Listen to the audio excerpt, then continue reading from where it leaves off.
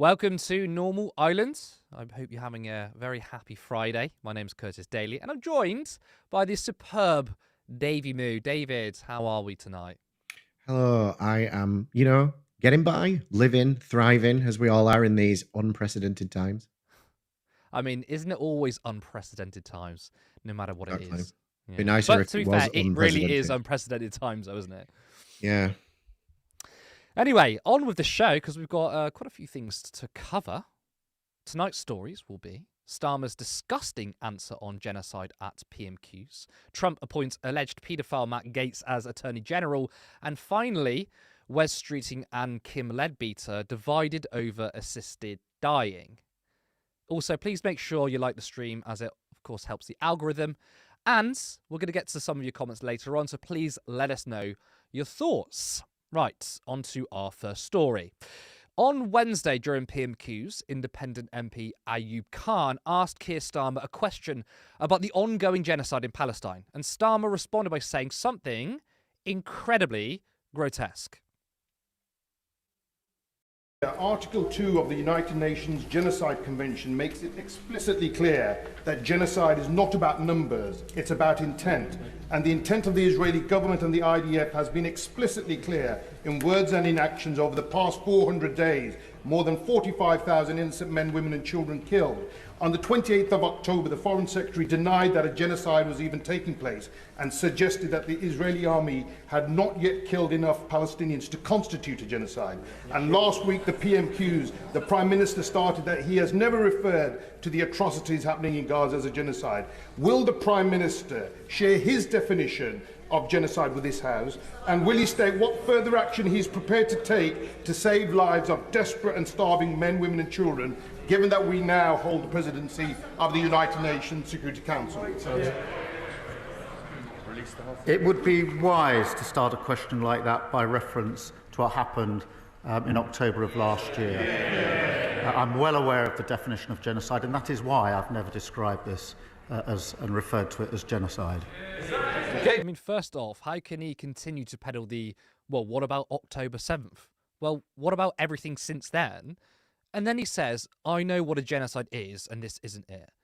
Now, that is new, because before he would try to evade the question or give a really poor answer, of course, but to stand there and say, in a patronising way, that he knows what a genocide is, and he's saying that the slaughter of Palestinians in the hundreds of thousands isn't it. It's pretty damn sickening. David, I want to get your reaction to that clip. I mean, this to me has kind of moved to the next stage of depravity. Just when you think Starmer has hit rock bottom, well, he keeps on digging. It just doesn't surprise me. I feel like we're well aware of where his allegiances are. I think we really understand the beast that we're dealing with now.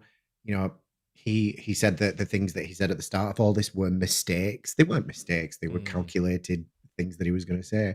And when it comes to the denial of something that's transparently going to end up being called a genocide in years to come, when it's been decided by the ICJ formally, it's insane that he's going to go down in history as being a denialist of it, and he's the prime minister.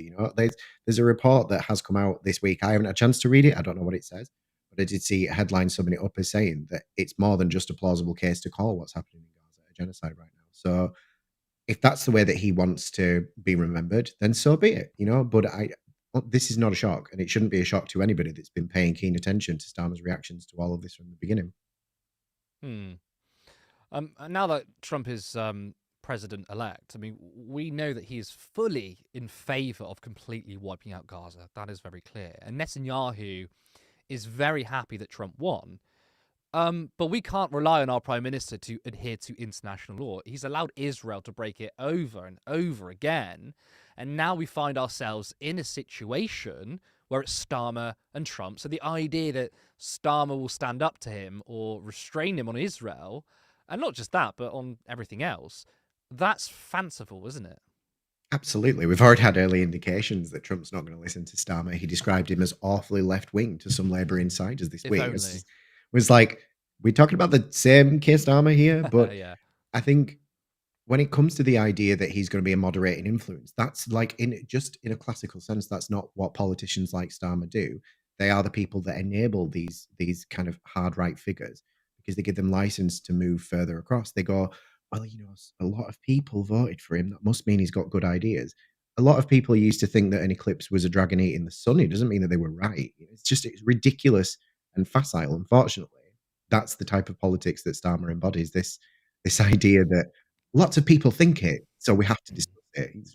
Because But I mean, that's kind of why I described it as something new, because obviously his position on Israel Palestine obviously isn't new. That much is clear.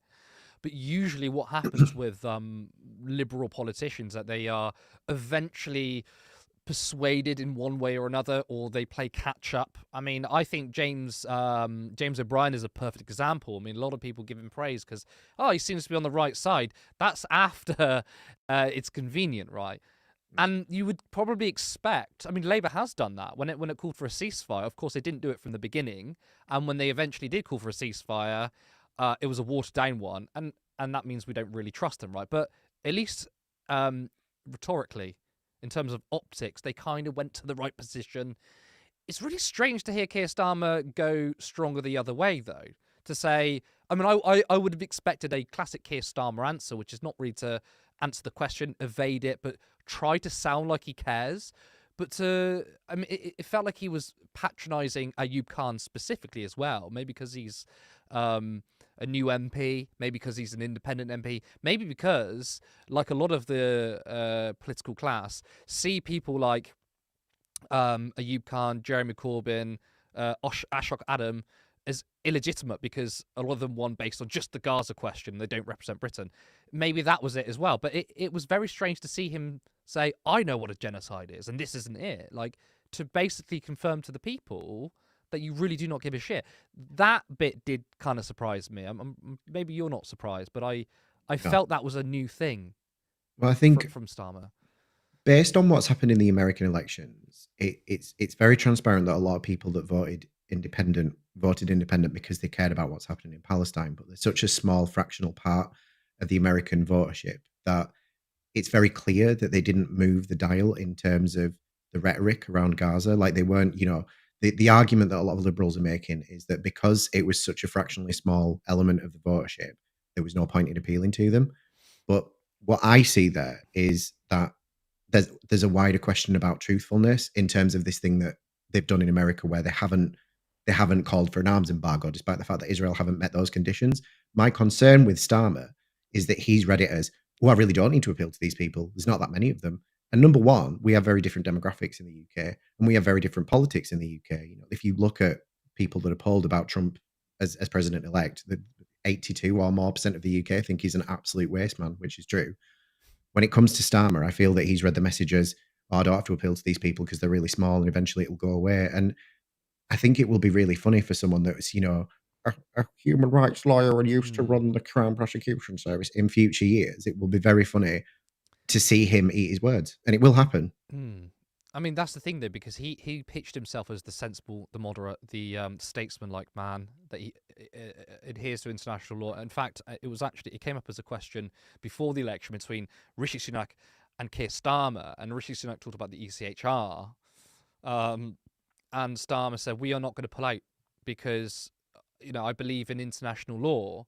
Obviously, again, a load of rubbish given his stance on Israel, but that's the way he's pitched himself, and he's failing on his own terms.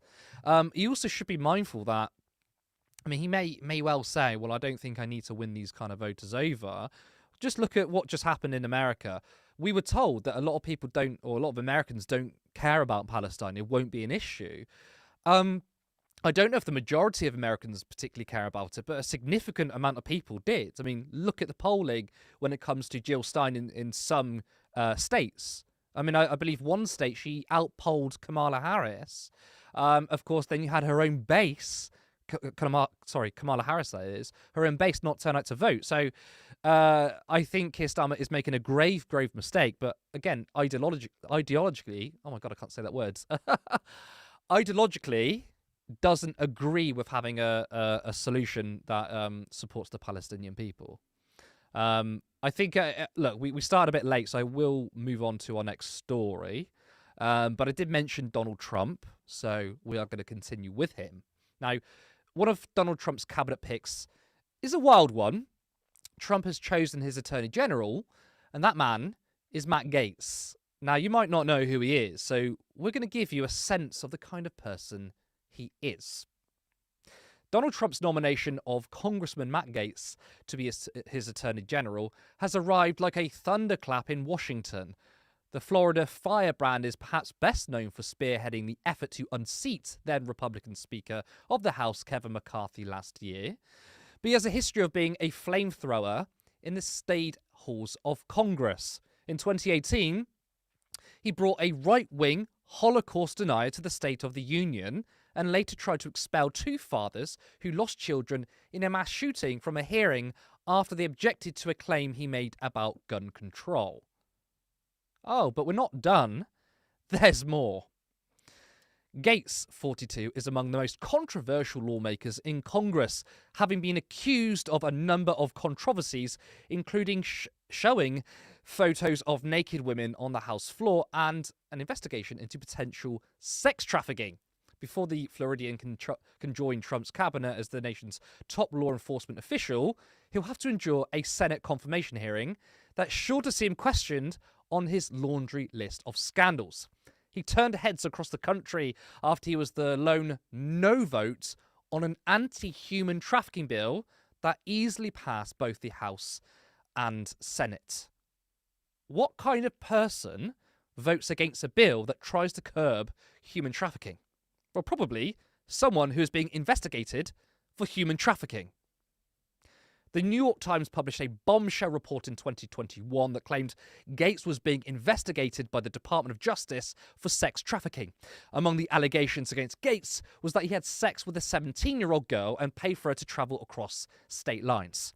In the end, the DOJ announced last year that no charges would be filed against Gaetz and that its probe was complete. However, his pal, the Florida tax collector Joel Greenberg, pleaded guilty to a slew of sex crimes and was sentenced to 11 years in prison.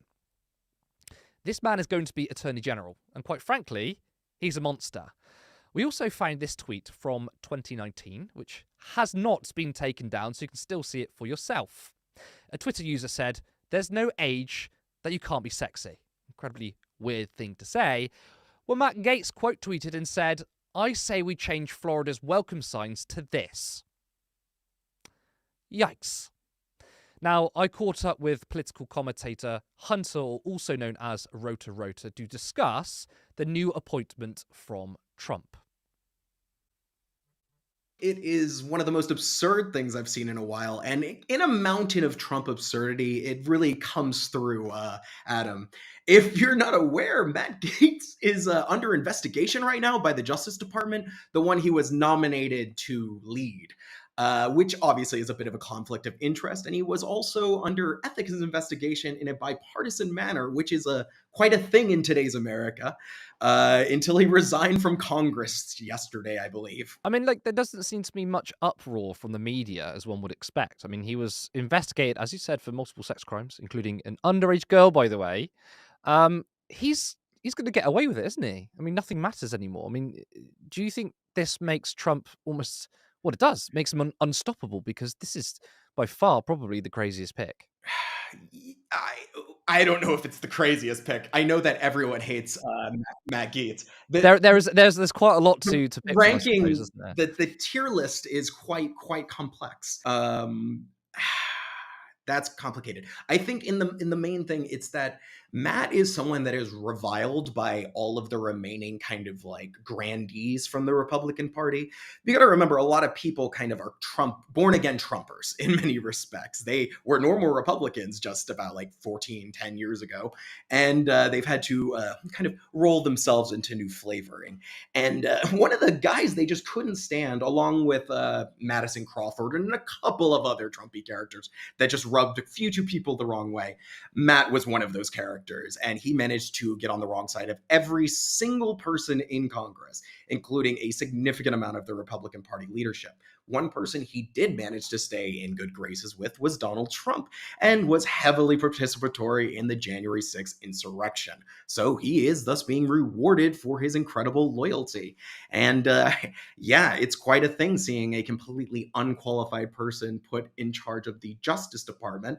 And I think it's important to also talk about the fact that Donald Trump is trying to put all of these people through recess appointments. This basically means that the Congress will call a recess, and Trump, through one of his executive powers, will be able to fill any slots. And this basically allows him to bypass the Senate confirmation process. And he plans to do this for cabinet level positions, judiciary appointments, and more.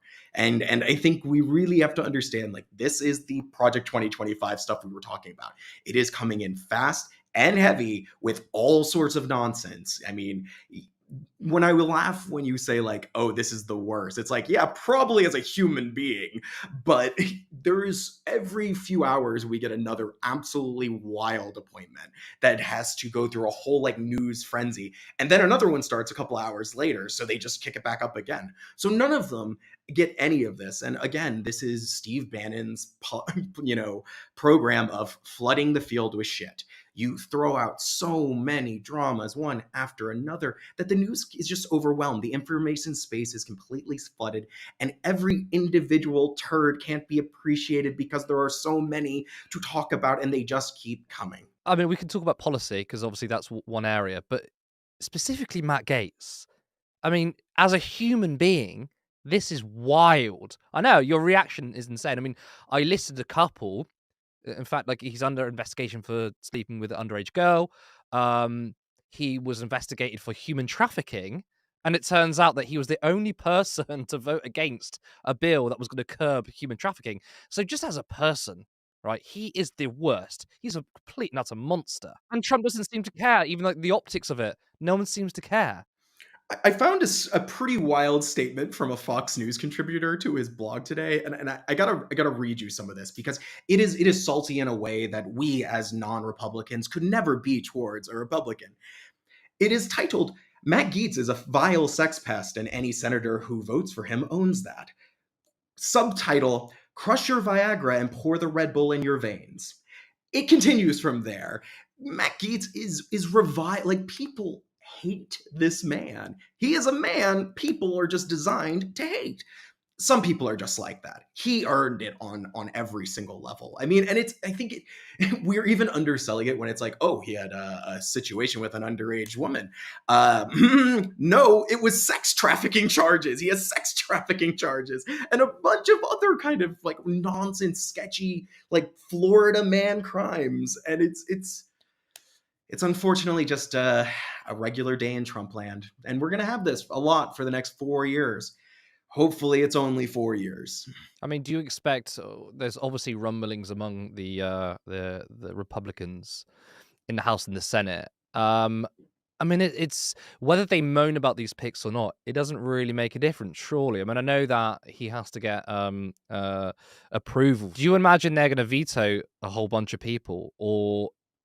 I mean, is there no point? And if they do, what would Trump do? Have we ever really seen the Republicans stand up to Trump in any measurable way? They have the votes. They even have 54 at my last count, right? So they have people they can lose and still confirm these people. And again, Trump said, like, if you don't pick the people I want, I'm just going to recess appoint them, and eventually Congress will go on recess. So, this is the thing about Trump that we have to keep in mind always. If there's a rule, he will bend it or break it and get what he wants. And this time he's had several years to ponder and have people around him ponder how they can actually do all the stuff that they got blocked the first time. And we got to keep in mind, the Republicans have everything. They have both houses, the Supreme Court. They've got majority of the state legislatures. They've got all the stuff. So we're in a situation where there's not much Trump can't do as long as his GOP allies in his party that he leads, that his daughter-in-law is the chair of, they're going to go along with him. And that's just the reality of the situation. When elections happen and power shifting changes and things like the Democrats losing control of the Senate, this is what happens. This is what we get. We get incredibly bad things happen with barely any pushback. Now, Matt Gaetz is one of many pretty insane picks, but I've actually got a message from my producer who said that the House Speaker, Mike Johnson, has asked the House Ethics Committee to not release a potentially damaging report on the conduct of Matt Gaetz. So does that mean he knows something? I mean, I think that's an incredibly strange thing to do. And if it does get leaked anyway, that's going to implicate. I made up a new word. That's going to implicate Mike Johnson. Wild stuff there. Now, we actually have another crazy pick who started off as a Democrat. Yes, of course, I'm talking about RFK Jr. Donald Trump has picked vaccine skeptic and former independent presidential candidate Robert F. Kennedy as his health secretary as the president-elect continues to build his new administration. Kennedy, commonly known by his initials RFK Jr., has a history of spreading health information that scientists say is false. Not only is he just a vaccine skeptic, but the last time RFK got involved in state health matters, people died. Alistair McAlpine, a paediatric physician at British Columbia's Children's Hospital, wrote, "It is hard to overstate what a terrible decision this is. RFK Jr. has no medical training. He is a hardcore anti-vaccine and misinformation peddler. The last time he meddled in the state medical affairs, Samoa, 83 children died of measles. According to FactCheck.org, in 2018, factcheck.org, that is, 2 infants in Samoa died when nurses accidentally prepared the MMR, measles, mumps, and rubella vaccine with an expired muscle relaxant instead of water. Following the infants' deaths, the Samoan government temporarily suspended the vaccination program. A year later, a measles outbreak on the island caused by a sick traveller ended up infecting more than 57,000 people and killing 83, including children. Now, I also asked Hunter on his views on Trump appointing RFK Jr., and this is what he had to say.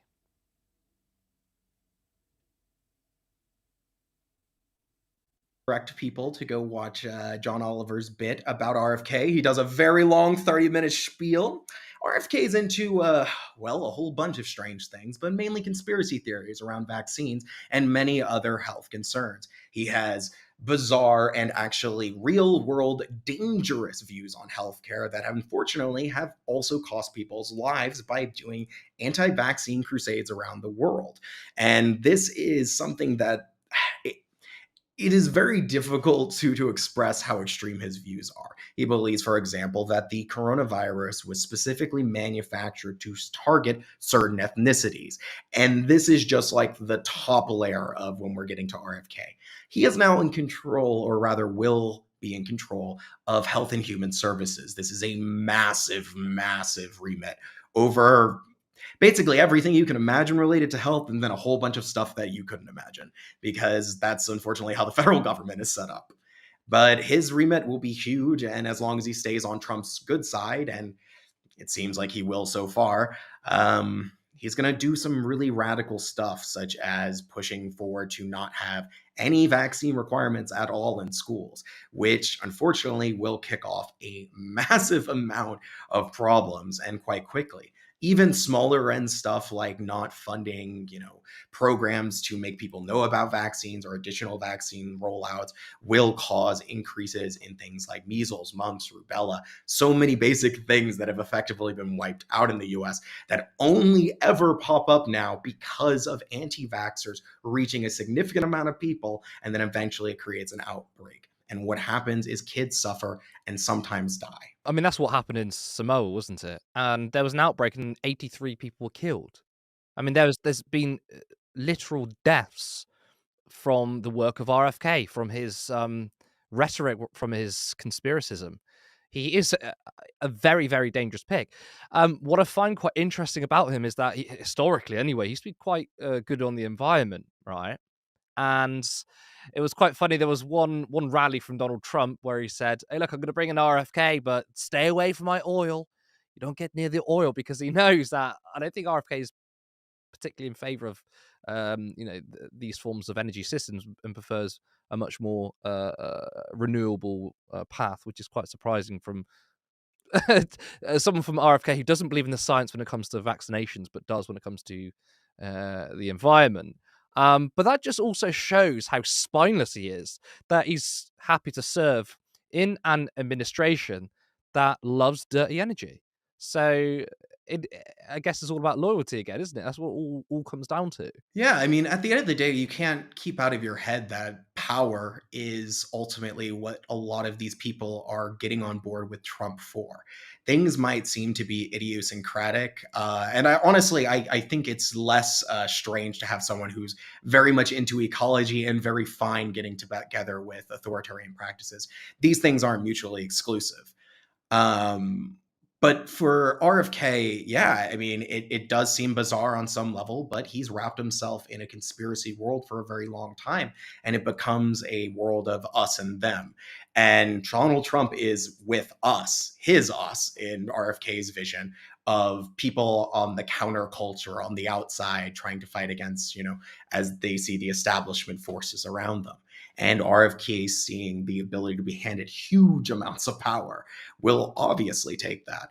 And unfortunately, that is just the reality of power and politics. And at the end of the day, it is about very powerful people getting power and, how they exert it upon things. And then they change the world with their vision. And again, this is the consequences of electoral loss. This is the consequences of, so many things. But here we are. That was Hunter, also known as Rota Rota. You can follow him on social media. You can follow him on TikTok. It's at Rota Rota, ROTE, ROTE. Now, before we move on, if you like what we're doing and you want to see Turn Left grow, then please share this video, spread the words to your friends and family. Make sure you like the video as well. I said that at the beginning, but if any of you have just come in now, like that video, right? The algorithm loves it, and drop a comment as well. Even if you criticize us, I don't care. I want to see that interaction. Now, don't forget to subscribe as well if you haven't already. Right now, there are 5 of us who are working as volunteers, but our goal is to one day make this our full-time work. So if you're able to, please visit turnleftmedia.co.uk/support, where you can oh my god, another one, where you can contribute monthly on Patreon. There's gonna be so much jobs for so much task for the editor today, where you can contribute monthly on Patreon or make a one-time donation. Your support will help us upgrade equipment, create more ambitious content, and ultimately build a dedicated studio. Let's create a socialist media alternative together. Thank you. But let's now move on to your comments. What do we have here? Jacqueline, good to see you. For someone who's boasting that he's the peace president, Trump seems to be appointing a lot of war hawks to his cabinet. That is precisely it. So essentially, a lot of the MAGA people, specifically J.D. Vance, he went on Joe Rogan. He said, this is the new peace movement. This is going to be a pro-peace government, anti-war, all that stuff. They attacked Joe Biden for so-called being pro-war. I mean, he is a neocon. And they were all lying. Because just like in 2016, Donald Trump has appointed hawks and neocons, those that want to have a war with China, extreme Zionists.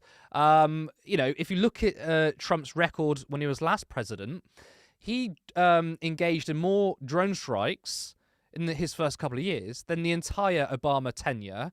He ripped up the Iran nuclear deal, which was a fantastic deal done under Obama, which there was a deal between America and Iran where Iran had no nuclear weapons. Trump just ripped that up, and now they've got nuclear weapons, or they may have nuclear weapons.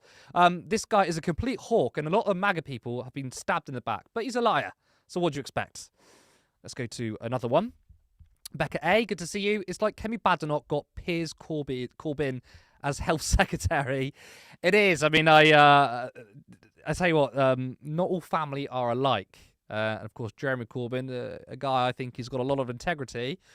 It doesn't always spread across your family. Should I say that?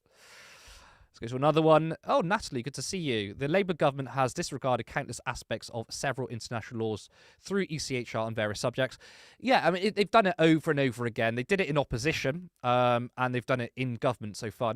It's only been 4 months now. And that's the thing. Like, Keir Starmer is, as I said earlier, he's tried to look like the grown-up, the sensible guy, the guy you can trust to be a institutionalist. Yet he's going against our very institutions that are calling what Israel's doing is a plausible genocide. He's a deeply, deeply unserious politician. And Hayfield, I remember Trump's son-in-law saying he wants to build a row of hotels here. Yeah, so they're going to build a shopping mall or hotels or whatever because they do not give a shit about the Palestinians. And no matter how bad it got under the Democrats, and my God, we know how bad that was, it just showed that there is no flaw. There's no flaw how bad things can get. And what we're going to see under Trump is it's going to get a whole lot worse. Rez, he's exactly like Chamberlain, ignorant, spineless defender of fascists. I mean, to be fair, to be a fascist, you kind of have to be spineless. I think they all sort of come to its own, but I do agree with you there. Do we have any more? Becca again. Starmer is an absolute jellyfish. Do you know what? That's the first time I've heard him described as a jellyfish. That's a new one. I quite like that. It might be a bit timid, a bit muted for me. But you know, I tend to swear a bit more, maybe mainly on Twitter. He's not got morals or ethics. He's shaking in his designer Italian leather brogues. Now Trump isn't going to be his chummer. That was probably bought by Wahid Ali, wasn't it? Because he's got his nice suits from there. Well, that's the thing. You look at Keir Starmer historically, look at his old videos. He was standing up for Palestinians then. Maybe once upon a time he did have some principles, but you're certainly right. He has absolutely zero now. Don't let this guy lecture you on values because he's full of shit. He's full of shit. I think that is all for our comments, I believe. Yes. We're going to move on to our final story of the evening. Kim Leadbeater has said she is disappointed over Wes Streeting's comments over the assisted dying bill that is being proposed. Streeting has confirmed that he won't be voting for the bill as he believes the NHS doesn't currently provide enough palliative care for assisted dying to work. Now, these are concerns shared by many, and on a very, very rare occasion, I find myself agreeing with Streeting. However, this paragraph seems as if he doesn't support a bill at this time, or support the bill at this time, due to a lack of investment in palliative care, in which I asked the question, he is the health secretary. He could change that. So this is what he said. Streeting told Times Radio on Wednesday that legalising assisted dying as proposed by Leadbeater in her private member's bill would have resource implications that would come at the expense of other choices. To govern is to choose. If Parliament decides to go ahead with assisted dying, it is making a choice that this is an area to prioritise for investments, and we'd have to work through those implications, he said. Now, take what you want from that, but it seems to me that if this were to pass, he'd be forced to invest. I mean, yes, you should. What's worrying is a bill such as this in austerity Britain. You know, for me, that my fear is that it could lead to a situation in Canada with MAID, which has faced fierce criticisms of its implementation and how it actually incentivizes assisted dying, which is, you know, a form of eugenics. Now, it is worth noting that Streeting voted in favour of a similar bill back in 2015, so it seems he's changed his mind. Now, Kim Leadbeater believes this bill is comprehensive enough and accused Streeting of not reading the bill. Responding to the Health Secretary's comments in an exclusive interview with the House magazine, Leadbeater said, "I'm disappointed that the Health Secretary came out to speak about the bill before he had even seen the bill, and a couple of comments that were made on the media this morning would suggest he hasn't read the bill, so that is disappointing." Asked whether she accepted Streeting's argument about spending priorities, the MP for Spen Valley said, "I disagree with that. We have to take a holistic approach to this issue, but what we also have to do is look at the specific issue that we're addressing through this piece of legislation, and that is the inequity. Sorry, I'll start that one again. And that is the inequity of the current situation around the choice of end of life and the current lack of legal framework. That's the issue that we're trying to address." Now, David, I know this is something you are very passionate about. I want to first ask, based on Streeting's comments, essentially saying, you know, the investment isn't there to implement this properly, That's my concern, because I would be worried about a bill passing under a health secretary who seems somewhat annoyed that he'd be forced to invest, and that he's also a huge proponent of NHS privatisation. Is that a cause for concern?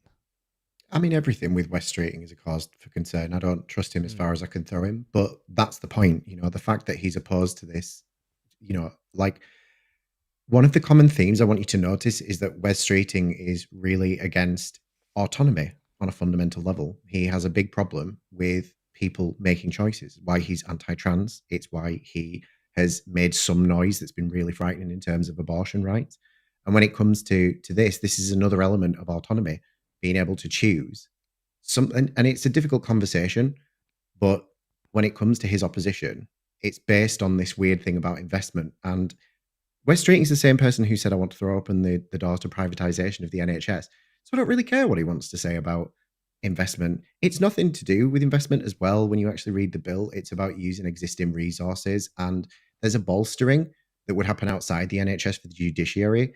It would mean some extra paperwork for GPs because they would be the independent ones who make the final decision. But the idea that there's this like terrifying amount of stuff is garbage, because people that would want to access this as a choice for their own palliative care or otherwise, they're already in the system. So it's not, there isn't this huge investment. He's just, Kim has said. I think we've got a bit of a connection error. David, are you there, or have we lost you? Yeah, I'm You here. are there. Sorry. Carry on. I think we had a bit of interference. Obviously, Wes Streeting is listening in. It's Wes Streeting. Damn you, Wes. Yeah, he's like pulling the wire somewhere. Yeah, he just clearly hasn't read it. There is a huge amount of very careful work being done by people like Kim and myself, because I am part of the Campaign for Dignity in Dying, to make sure that this isn't some terrifying authoritarian bill about murdering everybody. It's for people who are sick, dying. They have no other choice within 6 months of death. The idea that we're like investing and shifting resources is garbage. It's just about bolstering the existing framework of how we do this care. GPs already make these decisions all the time. Consultants make these decisions all the time. And yes, it would involve work with the judiciary, but that's part of safeguarding. And ultimately, it's about, this really does go down to fundamental human rights. It's about autonomy and you choosing whether you want to take something up that you don't have to do, or whether you want to suffer to the end of your life. That's up to you. No one's going to be forced. That's one of the regulations Kim talked about when I was at an event with her today. Streeting is just scaremongering. I've met Kim. I've read the bill. I've spoken to her about it. I've spoken to the people at the initiative that I've worked at. Wes Streeting is scaremongering, and it's really disappointing, but not shocking at all. Now, of course, you met Kim today, and you believe she is the right person in Parliament to bring the bill forwards. Yeah. So what is it about this bill and Kim herself that means this would be drastically different to Made in Canada? For me, I am principally massively in favour of assisted dying, but yes, I am scared. And it's I've had concerns way before Wes Streeting. So how would it be a lot different here if it's done with Kim's bill? Made is a program that you can enter regardless of conditions. I watched a really concerning interview last year with a man who lived in Canada who was being referred to Made because he could not afford to keep his house. Wow. That is terrifying. That is terrifying.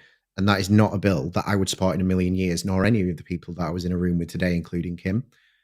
The assisted dying bill is about assisting people who are dying. So you look at someone who has been given a terminal diagnosis, they have to go and get signed off by a doctor who says, in this case, you have 6 months or less to live. You are then referred through to a program where, if you want to, you can discuss with other GPs who will make an informed decision about whether you are suitable to go forward for assisted dying.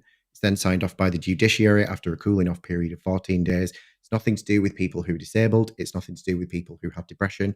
It is terminal conditions only. There's a lot of oversight and scrutiny.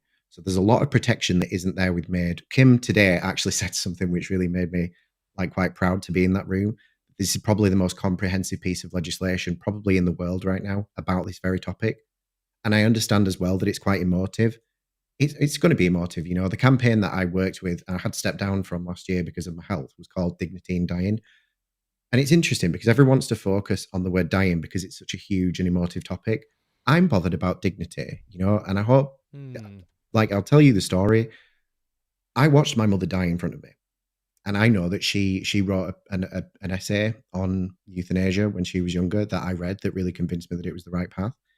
And when you've sat in a room with someone who you love for days, who's dying and saying, you know, like at one point she looked over at me and she said, I'm drowning. I'm drowning because her lungs were filling up with fluid and I couldn't do anything.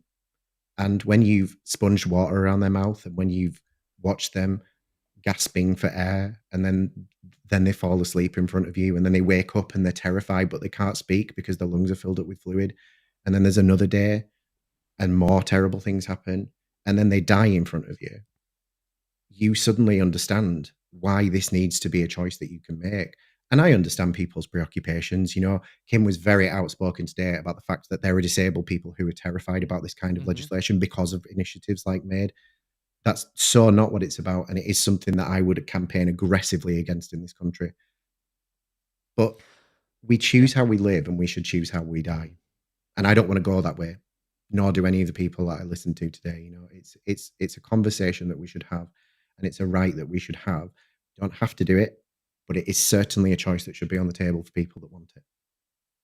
Well, thank you for sharing your personal story with us. I mean, it seems like from what you're saying that it's just the legislation that has to be watertight, and that's enough. Because, I mean, if you ask me, when you think about MAID and the pieces of legislation they have in Canada, I think, okay, maybe there's good legislation. However, living under neoliberalism and austerity, it's more about the the decisions people make in the health service that aren't done consciously. You know, they're making decisions. They don't realize what they're doing is they're favoring, I don't know, the state finances over a human life. They don't realize they're doing it. But you think that actually, if you have a strong enough piece of legislation, that could stop that. And if that is the case, that just seemed, that to me then kind of tells me how disgraceful Canada is handling this, because it's not like, okay, we've got really good legislation here, but unfortunately there are still lots of issues that are happening that they couldn't foresee. It sounds like they've just implemented extremely weak legislation. Is that kind of correct? Do you think I'm in the ballpark there, or? Yes and no. I think there is no perfect legislation. And the thing is, I understand people's argument of if one person was pressured, then that's not fair. And I do get that. And I think that that's awful. But I also think that this is a choice that people should be allowed to make. And it's going to have to go with ongoing checks. And I understand as well the slippery slope argument. But that's why we have to move forward, but then also continue to develop. We need to create a piece of legislation that's as airtight as it can be, but that's also reactive. One of the things that bugs me about this kind of legislation is once those doors are open, you can't just suddenly like take your eye off the ball. You know, if this bill got passed and if we did move forward into a reading, it went to the House of Lords and it became law, any changes to it that weren't a positive reflection on making sure that it didn't widen the scope and it was for people who were in a very, very disadvantageous situation, I'd probably be very much against, because I just don't think that's right. But when it comes to fundamental autonomy and rights to choose, I think it's at very least a discussion that we should be allowed to have and we should be having openly, which is not, you know, it's not the case for Britain. We're also anally retentive that we don't have conversations about anything, much less important topics like this. But I'm also not going to be lectured to and condescended to by someone like Wes Streeting, who I don't respect his entire stance on autonomy as it is. So, I mean, first of all, he's not qualified to be health secretary, so that's one thing. I mean, okay, so let me ask you, what is it you think about Wes Streeting that he was in favour of this? It wasn't the same bill, obviously. It was back in 2015. But a piece of legislation for assisted dying, he was in favour of it back then, and he isn't now. So it's not like he can say, well, I voted against it last time because it wasn't comprehensive enough.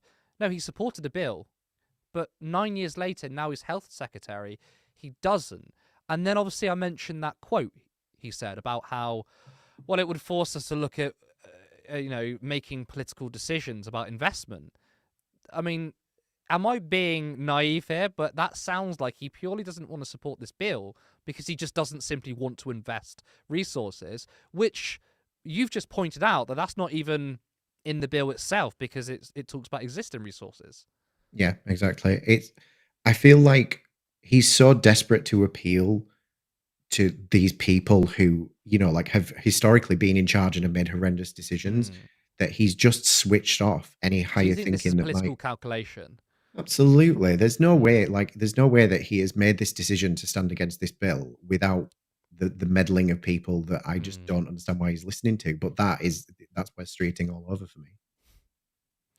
Very true. This is a really big conversation. It is. I know when people say it's not political, but largely this does transcend political sides, I think, because this is a genuine big discussion. I mean, I guess you have reassured, I guess, some of the things I've had concerns about. I can't say I'm completely one way or the other. I mean, again, principally, I support it given how people suffer. It does worry me that we're treating as health secretary. However, I will be keeping an eye on Kim Leadbeater and her bill, given that obviously you spoke to her early today and you felt like that she was very she was comprehensive in her approach, and I'm glad that she brought up people with disabilities, because that is a concern for many people. But this is a big topic, and I encourage people in the comment section to let us know your thoughts and what you think, because this is going to be a continuing discussion for many years, actually. Even whether the bill is passed or not, I think it's a broader discussion. But that is all we have time for. Thank you to everyone who tuned in. Of course, thank you so much, David, for being a fantastic guest again. Remember, if you haven't liked the stream, please make sure you do, as it helps with the algorithm. If you want to see Turn Left continue to grow, then make sure you share this video online. We are now on Blue Sky. Well, the account was on Blue Sky about a year ago. And then, of course, there's been a big migration effort from Twitter, because Twitter has become a hellscape, a hellhole. I mean, I personally am going to stay on Twitter and fight it to the bitter end.